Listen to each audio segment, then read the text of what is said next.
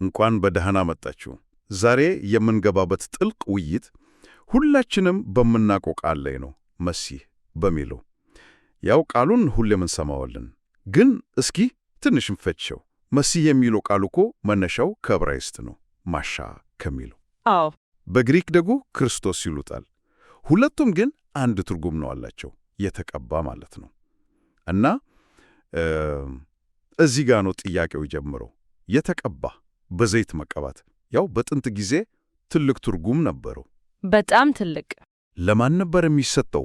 ለምን ዓላማስ? ይሄ በጣም ወሳኝ ጥያቄ ነው። የቃሉን ትርጉም ስንረዳ የተልእኮውንም ስፋት አብረን እንረዳለን። በጥንቱ የእስራኤል ማህበረሰብ ውስጥ ቅብዓቱ ለሶስት ቁልፍ የኃላፊነት ቦታዎች ነበር የሚሰጠው። ሶስት? አዎ፣ አንደኛ ለንጉሥ፣ ሁለተኛ ለካህን እና ሶስተኛ ደግሞ ለነቢይ። እና የሚገርመው ነገር መሲሁ ሲመጣ እነዚህን ሶስቱንም ሚናዎች በአንድነት ይዞ መምጣቱ ነው። አሃ። እና ይሄ ዝም ብሎ የተደረገ ሳይሆን በፍጥረት ውስጥ ያለ አንድ ትልቅ ችግር ለመፍታት በቃ የተቀናጀ ስርዓት ነው። እሺ፣ የተቀናጀ ስርዓት ስትይ ነገሩን የበለጠ ሳቢ ያደረገሽው ማለት ሶስቱ ሚናዎች እያንዳንዳቸው የአንድ ትልቅ ዕቅድ አካል ናቸው እያልሽን ነው? በትክክል።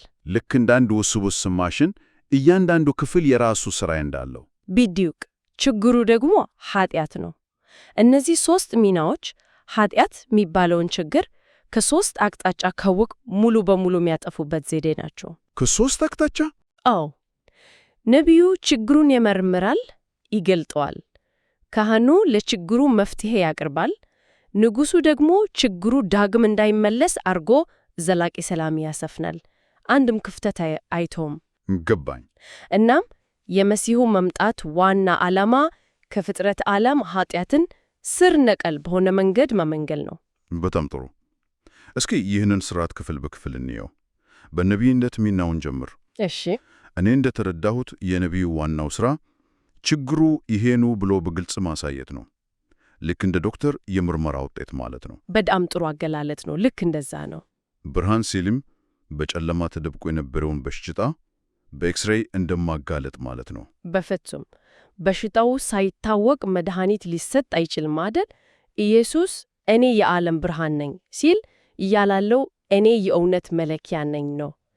ቃሉ ልክ እንደ ደማቅ ብርሃን ሲገራ በጨለማ ውስጥ ተደብቆ የነበሩትን ነገሮች ሁሉ ያሳያል። ጽድቅ የትኛው አመጽ የትኛው እንደሆነ ይለያያል ማለት ነው።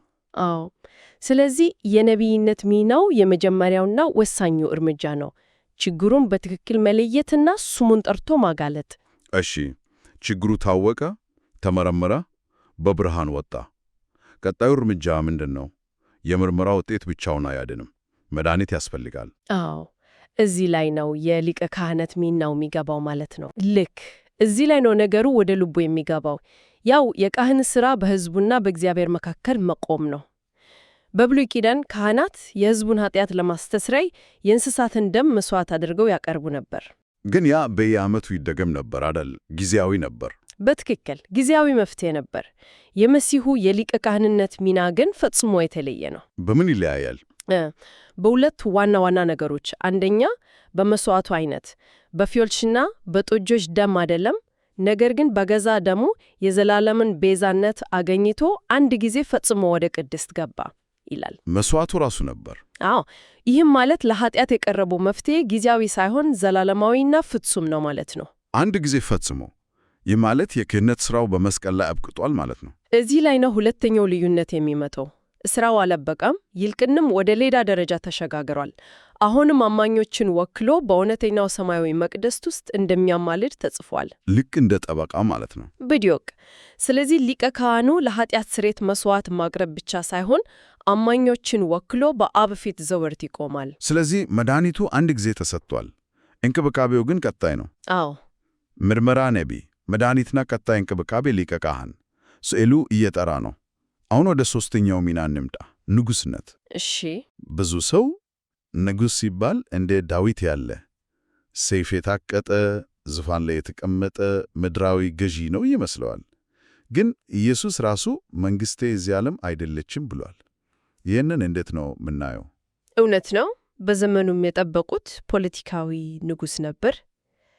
ግን የመሲሁ ንግስና ከዚህ እጅግ የላቀና የተለየ ነው። የዚህ ዓለም ንግስና በግዛት፣ በሰራዊት፣ በፖለቲካ ኃይል ላይ ነው የተመሰረተው። የመሲሁ ግን በምንድን ነው? በጽድቅና በፍርድ ላይ ነው። እና ይህ ሚና ሙሉ በሙሉ የሚገለጠው በመጨረሻው ዘመን ዳግም ሲመጣ ነው። በራእይ መጽሐፍ በጽድቅም ይፈርዳል ይዋጋልም ይላል። ስለዚህ የንግስናው ዋነኛ ሥራ ፍርድ ነው ማለት ነው። ፍርድና የጽድቅን ሥርዓት ማስፈን። እስኪ ያስበው፣ ነቢዩ ኃጢአትን አጋልጧል። ካህን ለንስሐ ለገቡት ስርየት ሰጥቷል። ንጉሡ ደግሞ ንስሐ ለማይገቡና በኃጢአት ለሚጸኑት የመጨረሻውን ፍርድ ይሰጣል። እናም ኃጢአትን ከፍጥረት ሙሉ በሙሉ ያስወግደዋል። አዎ፣ በቃ ንግስናው የጽዳት ሥራውን የሚያጠናቅቅ፣ ችግሩ ዳግም እንዳይከሰት የሚያደርግ የመጨረሻው ምዕራፍ ነው። እንግዲህ ሦስቱን ስናገናኛቸው ኃጢአትን ለመለየት ነቢይ፣ ስርየት ለመስጠት ካህን እና ሙሉ በሙሉ ለማስወገድ ደግሞ ንጉሥ። በእርግጥም አንድም ክፍተት የሌለው ፍጹም የተቀናጀ መፍትሄ ነው። በፍጹም። እናም ይህ የመሲሁ ተልእኮ ኃጢአትን ከመፍታትም በላይ ይሄዳል። የፍጥረት ሥራን ወደ መጀመሪያው ፍጹም ዓላማው መመለስ ጭምር ነው። እዚህ ጋር ነው ነገሩ ይበልጥ ጥልቅም የሆነው። አዎ፣ እጅም ወደ አንድ መሠረታዊ ጥያቄ ይወስደናል። ለምንድን ነው በሥላሴ አስተምህሮ ወልድ ወይም ሁለተኛው አካል የምንለው ሰው መሆን ያስፈለገው? ይሄ ሁሉ ድራማ ለምን አስፈለገ? እግዚአብሔር ሁሉን ቻይ ከሆነ ሰይጣንና ኃጢአትን በቅጽበት ሊያጠፋ አይችልም ነበር? በጣም ትክክለኛ ጥያቄ ነው። አዎ፣ በኃይል ብቻ ቢሆን ኖሮ ሊያጠፋው ይችል ነበር። ነገር ግን ችግሩ ከዚያ ያጠለቀ ነው። ሰይጣንን ማጥፋት ብቻውን የፍጥረትን ሥራ አያጠናቅቅም። እንዴት? በሕይወት የሚቀሩት መላእክትና ሰዎች እንደገና የመውደቅ ዕድል ካላቸው ችግሩ ይቀጥላል። ስር የሰደደው ችግር የኃጢአት ድርጊት ብቻ ሳይሆን በፍጥሯን ልብ ውስጥ ያለው የእግዚአብሔርን ባህር የመጠራጠር ዝንባሌ ነው። አሃ።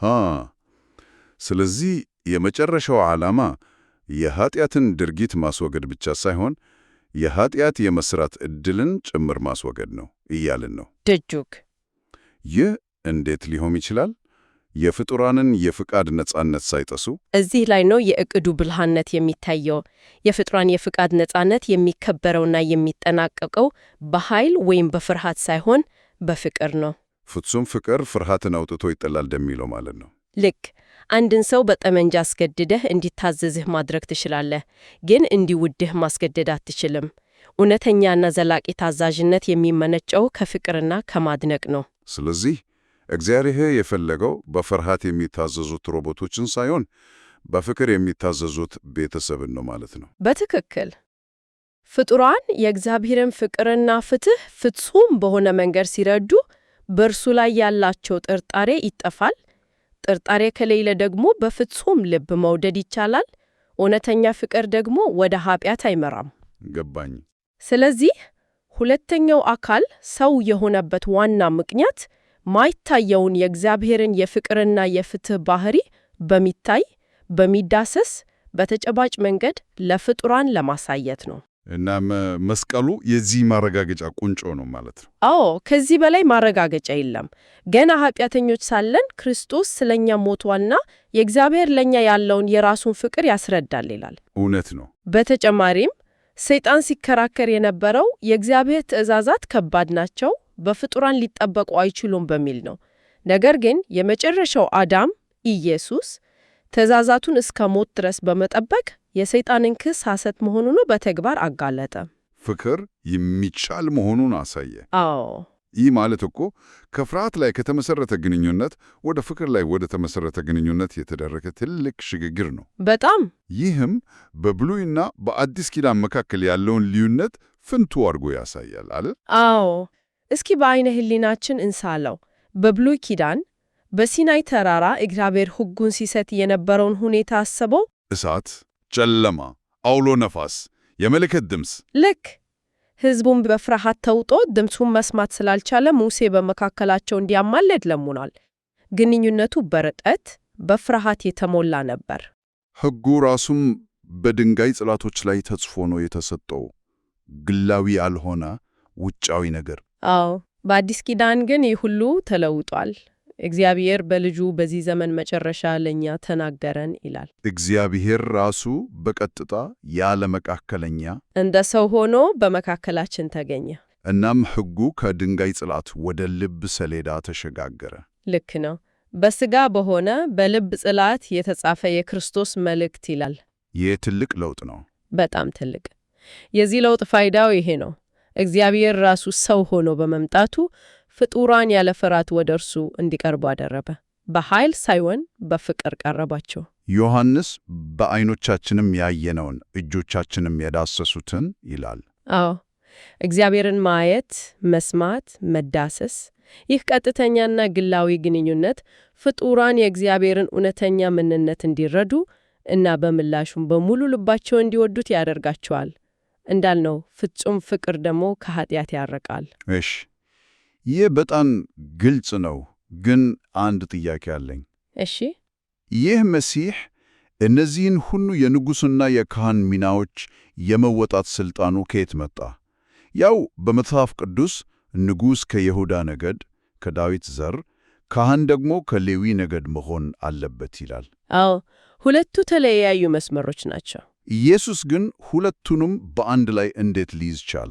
ይሄ እኮ ደንብ መጣስ አይሆንም።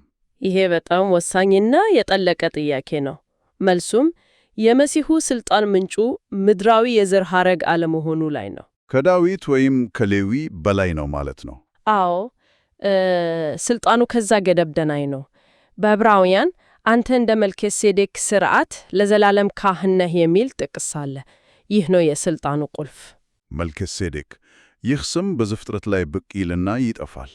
የሳሌም ንጉሥና የልዑል እግዚአብሔር ካህን። አዎ፣ ምስጢራዊ ሰው ነው።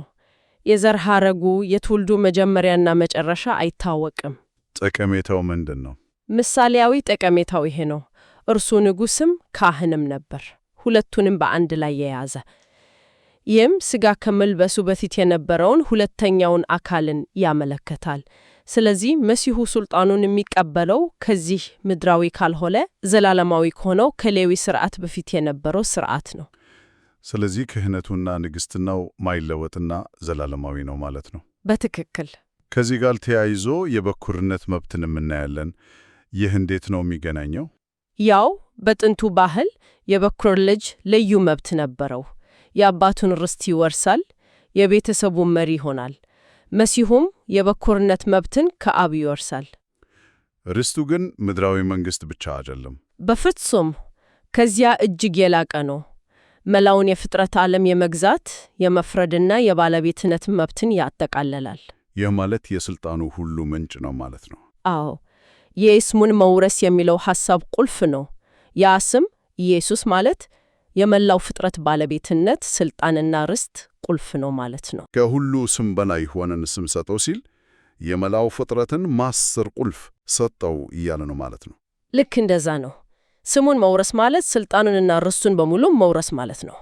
እንግዲህ እስካሁን ያየናቸውን ነጥቦች ስናጠቃልላቸው መሲሕ ማለት የተቀባ ማለት እንደሆነና ይህም ሦስት ወሳኝ ሚናዎች ነቢይ፣ ካህንና ንጉሥን ያጣመረ መሆኑን አየን። አዎ፣ እነዚህ ሚናዎች አንዱ የተደረደሩ ሳይሆኑ ኃጢአት የሚባለውን ችግር ከስር መሰረቱ ለመንቀል የተቀናጀ ሥርዓት መሆናቸውን ተመልክተናል። ነቢይ ሆኖ ችግሩን ያጋልጣል፣ ካህን ሆኖ ስሬት ያመጣል፣ ንጉሥ ሆኖ ደግሞ ኃጢአትን ሙሉ በሙሉ ያስወግዳል። አዎ፣ ከዚህም ባሻገር የተልእኮ የመጨረሻ ግብ የፍጡራንን የፈቃድ ነጻነት በፍርሃት ሳይሆን በፍቅር ላይ በተመሰረተ ግንኙነት ማጽናት መሆኑን ተወያይተናል። ልክ ነው። ሥልጣኑም ምድራዊ የዘር ሐረግን የተከተለ ሳይሆን እንደ መልከጼዴቅ ሥርዓት ዘላለማዊና ሰማያዊ መሆኑንም አይተናል። ውይይታችንን ከመዝጋታችን በፊት አንድ አድማጮች ሊያስቡበት የሚገባ መጨረሻ ሐሳብ ላንሳ። እሺ። የሚገርመው ነገር መጽሐፍ ቅዱስ አማኞቹም እንዲሁ የንጉሥ ካህናትና የበኩር ልጆች ተብለው እንደሚጠሩ ይገልጻል።